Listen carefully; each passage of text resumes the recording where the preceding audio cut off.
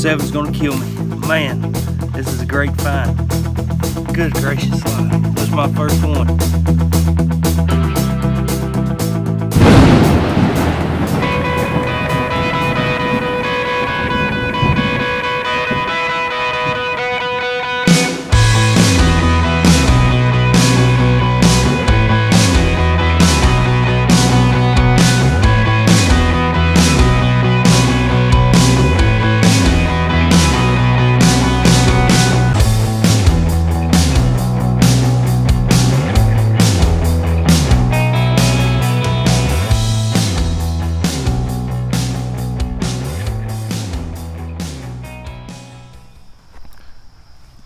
Me and Jeff stopped to scout a spot right here just for a minute, and he's not getting any signals, he said. I got out of the truck and got one right here, kind of choppy, rang up in the 50s up to the 60s, and I got a flat button. I couldn't believe it. First signal that I got. So we're going to check it out just a little bit more. We came up on this spot right here. We're just scouting is really all that we're doing, ain't we? Yeah. To spot, I guess you've hunted around here before. Yeah, I've hunted around here, but never walked up where we are right now. So. And you'll see on the video, right straight over in that direction right there. We went there first thing this morning, and one signal in the field. And it was a flat button, and then the only thing in the field, and then he finds a flat button. So we're standing over there, and then I look across the ridge through, well, you can't see it, but there's some trees over there.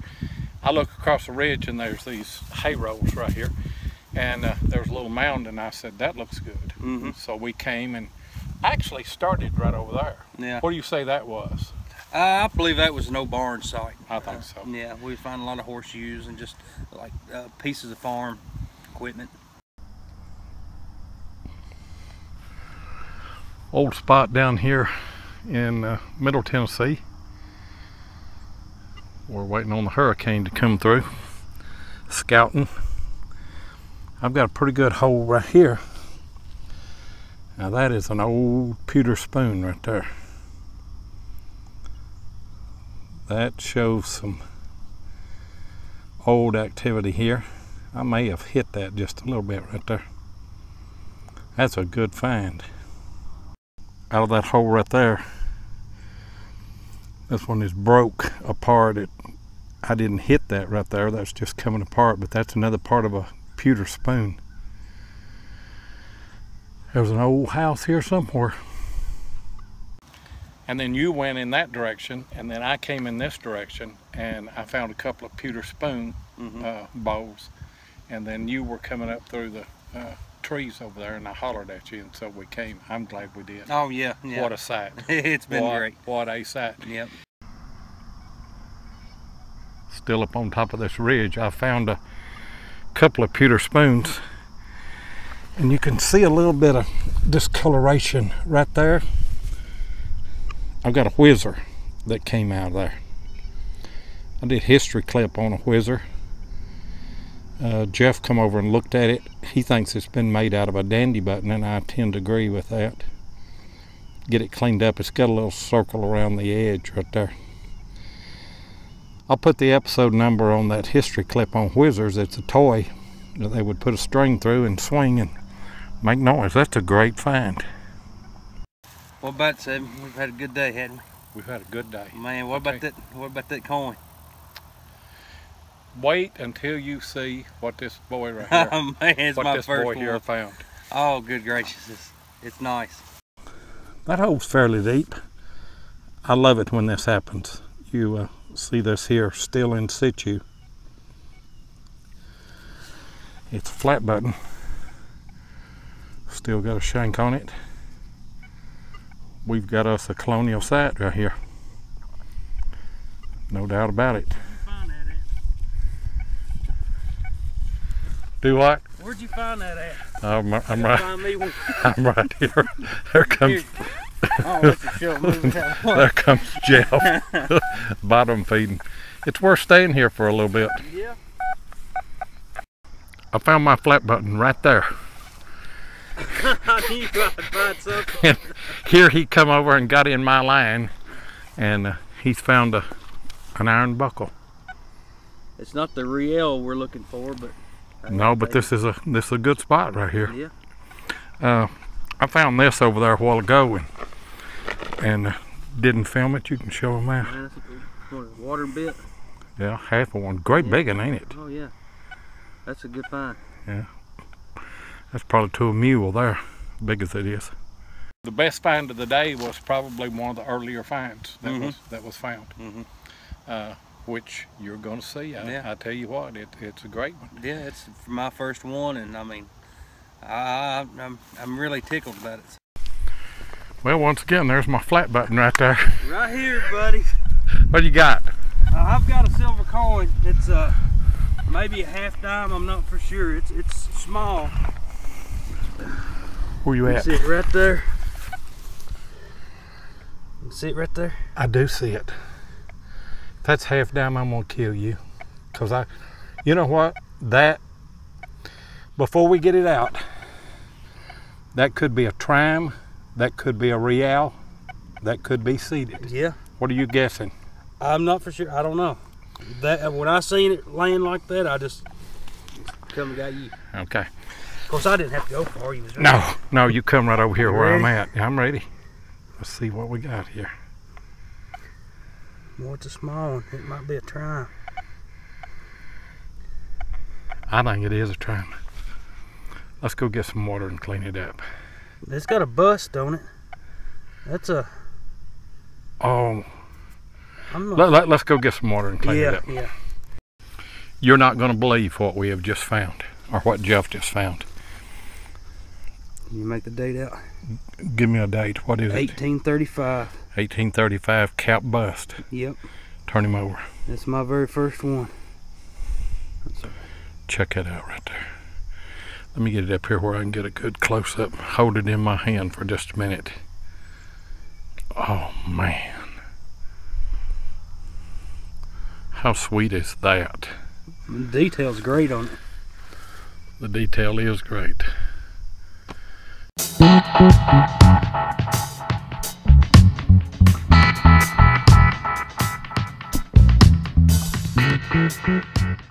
This was an extraordinary find by Jeff. The fact that it is whole adds a personal aspect to the find. Someone cared a whole lot for this coin. So let's look at the history behind the half dime. The half dime, as it was first called, has the honor of being the very first coin officially struck by the United States government. The Coinage Act of April 2nd, 1792, signed into law by President George Washington, authorized both the production of the half dime and the construction of the U.S. Mint in Philadelphia. However, it would be 4 months before construction on the mint even began. Silver was scarce when the first half dimes were struck. According to some sources, Washington provided about $100 of his own silver, possibly silverware, for the first half dimes. In July 1792, about 1,500 silver half dimes were struck, known as birch half dimes, in honor of designer and engraver William Russell Birch. Because the Philadelphia Mint was still under construction, these half dimes are believed to have been struck in the cellar of John Harper's sawmaking shop at the corner of Cherry and 5th Streets in Philadelphia.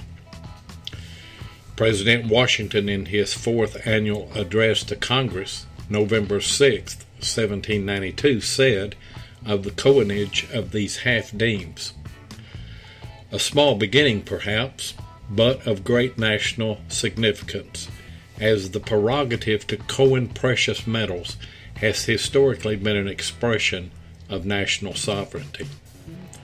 This painting by John Ward Dunsmore of New York portrays the President and Mrs. Washington, Alexander Hamilton and his wife, Thomas Jefferson, David Rittenhouse, Tobias Lear, Henry Voigt, and Adam Epfelt inspecting these first half-dimes.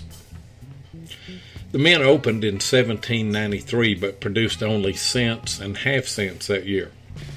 In 1794, engraver Robert Scott worked on a new design, Flowing Hairs 1794-1795, in anticipation of the start of half-dime production at the Philadelphia Mint.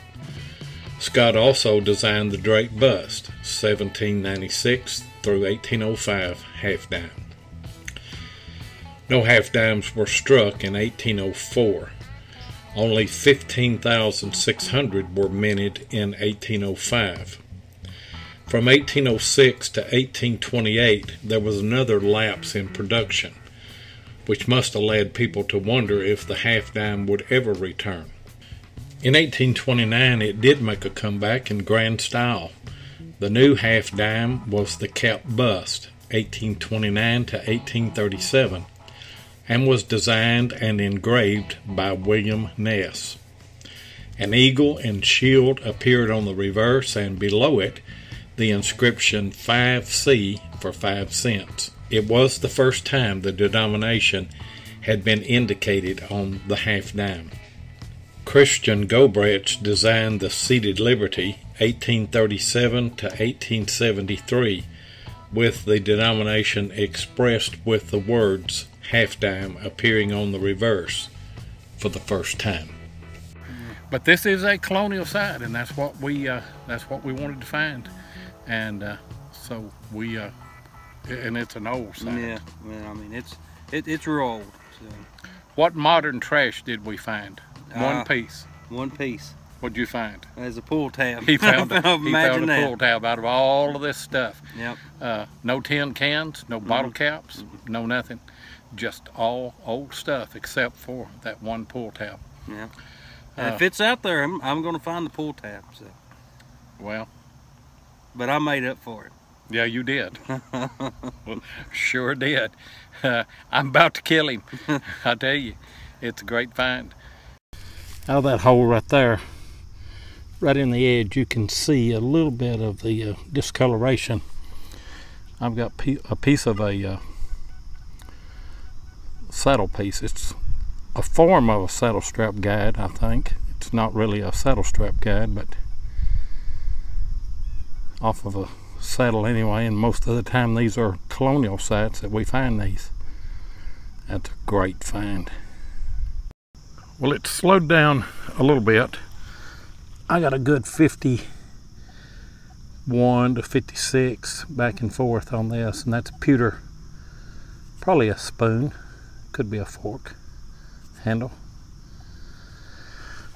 That says old set though. And end up with another iron buckle. Yeah. And then, of course, this little pewter piece, I don't know if that's... I think that's what that is, pewter spoon. I wonder if that'd be a keyhole cover for a lock. No, I don't think so. It'd been made of pewter, right? Yeah. No, it wouldn't have been made of pewter. What's the chances of us digging 2 pewter spoon handles at the same time? Yeah. We're just that good.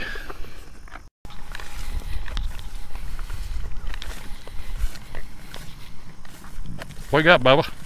It's a piece of toe cap.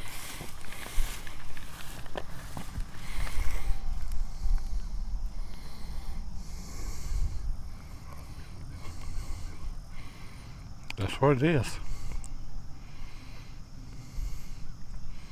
It wasn't a deep, but it blew my ears off.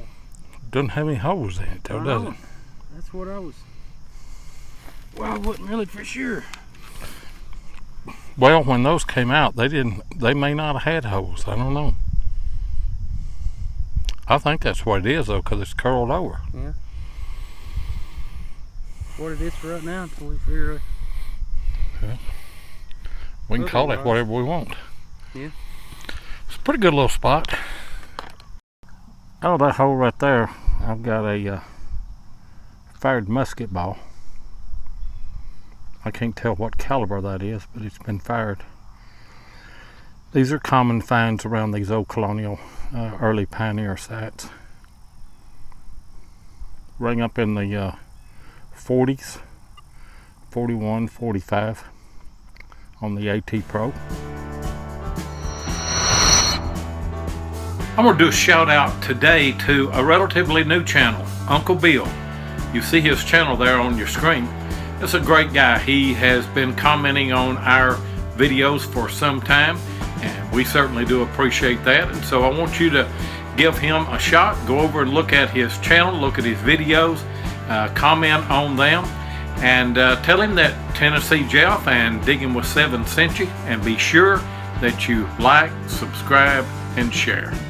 It took us a while to get into flat buttons. It did. Why do you say that is? I don't know. I said the machines had to warm up, but that's not it. But I mean, I guess we just wasn't finding them. We wasn't in the right spot at first. But after we started finding them, I mean, you'll see this man right here. He's a flat button magnet. So I found several, and you guys don't forget, I am in a flat button contest with the Coil Boys, with Mike and the Coil Boys. You'll have to go back in my video library and find that video, but be sure that you go and pick either me or him as to who's going to find the most flat buttons this year. I found 300 last year. I'm not going to find that many this year, even as our Colonial sites open up. Well, Jeff got kind of a slow start this morning, but he's coming on. this is not as good, but hey, man, I'll take it. What you got here?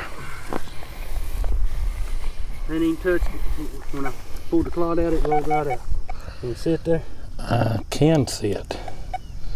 You ready? Yeah, I'm ready. Looks like a little ash.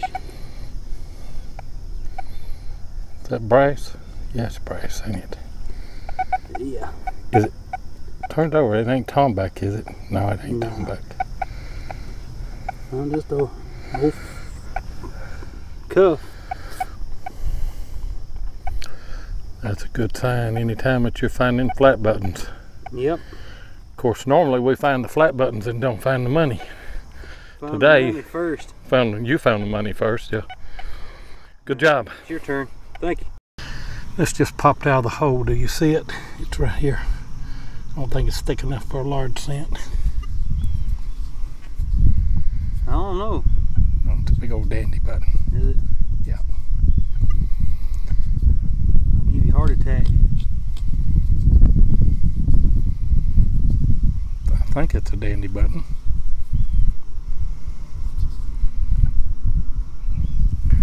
It's arched there. It's got to be a dandy button. It ain't a large cent. No, I see it. Yeah, that's where the shank was at, Yeah. right there. But it Good is a find. nice big old dandy button. I sure thought I had some money right here.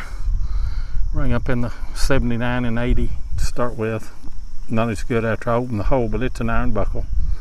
And the tongue still works on it. Piece of horse tack, I'm sure. And then Jeff has got right up the hill there a little ring, and you can tell where it's been silver sorted right there. Probably just a small wedding band. There's no modern junk here at all, so it almost has to be a wedding band. That's a good find.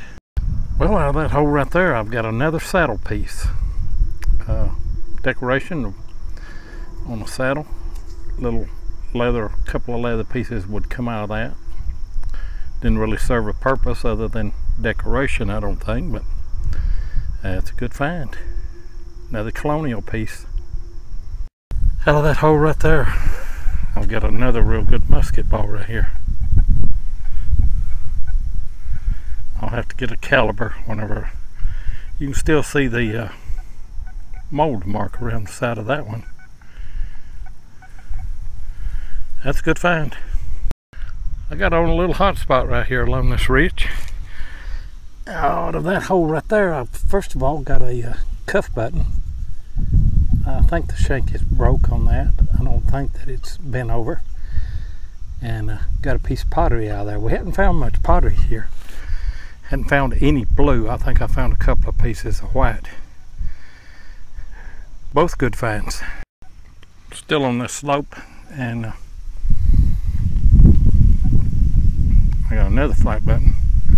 Shank is broke off, little cuff, and something that we knew was going to be here. I don't know that I can see it up there. So much sun. Jeff's got a nice suspender clip right here. We knew there ought to be one of those here somewhere. I'm surprised you didn't find it. Now we need to get the thimble. Yep. Oh, that hole there, this one wasn't a good signal, and I know why now. Is a little cuff flat button that's just bent over. Fairly deep too. We're digging almost everything that chirps here now. That's a good find. But appreciate everybody watching, and appreciate all the subscribers. We've been lucky, I tell you. We've been lucky. We've been real lucky.